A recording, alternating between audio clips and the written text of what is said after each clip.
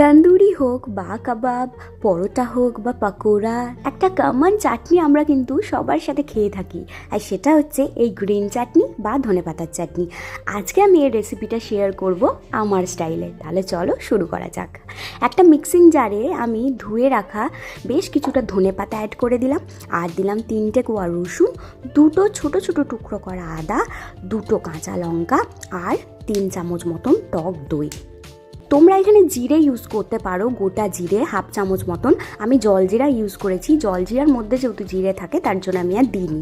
জলজিরা দিয়ে দিয়েছি এখানে আমি 1/2 প্যাকেট মতন, আর দিয়েছি সাথে 1/2 চামচ মতো লবণ, আর ওই 2-3 পিঞ্চ মতন বিট লবণ, খুব সামান্য, জাস্ট একটা ফ্লেভারের জন্য। টেস্টটাকে ব্যালেন্স করার জন্য 1/2 চামচ চিনি দিয়ে দিয়েছি, আর লাস্টে একটা 1/2 পাতিলেবুর রস দিয়ে খুব ভালো করে ব্লেন্ড করে নেবো স্মুথভাবে। দেখো, কোনো ঝামেলা ছাড়াই রেডি হয়ে গেল টেস্টি গ্রিন চাটনি। তোমাদের কেমন লাগলো অবশ্যই কমেন্টে জানিও।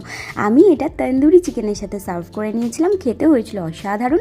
ভালো লাগলে সাবস্ক্রাইব করে দিও। টাটা।